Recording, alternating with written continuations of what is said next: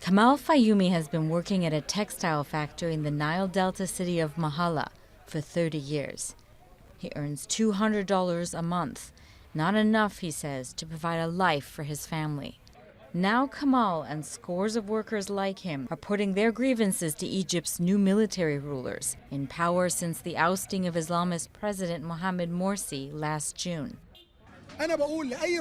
I say to any president of Egypt, whoever he is, that the demands of the Egyptian people and Egyptian laborers are freedom, social justice, and the implementation of minimum and maximum wages. If these demands aren't met, then his fate will be the same as that of Mubarak and Morsi. Mahala, 70 kilometers south of Cairo, was the cradle of the protests that led to the toppling of Hosni Mubarak in 2011.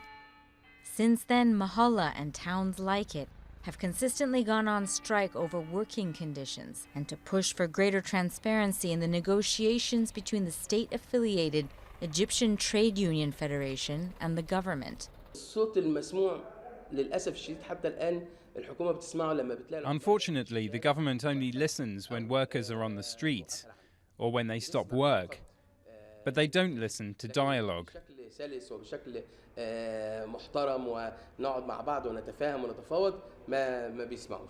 Independent unions have grown in number since 2011, but the authorities refuse to recognize them and often use the army to break up strikes. With an economy already struggling to cope with declining inward investment and tourism revenues dropping 31% since 2012, the government lacks incentive to give in to workers' demands for greater protection. The North African nation is heavily dependent on aid from Gulf allies to keep their economy afloat. The state must sit down with workers to talk about what they can deliver and what they can't, and what the workforce could do. It has to be a sort of social pact to sit down with workers and to talk about what could be achieved now and what could be achieved later, and on what kind of timetable. Mahala, like other working-class cities in Egypt, is eagerly watching the approaching presidential elections in May. Field Marshal Abdel Fattah al-Sisi is expected to easily win, but solving the economic crisis in Egypt will be a tougher challenge.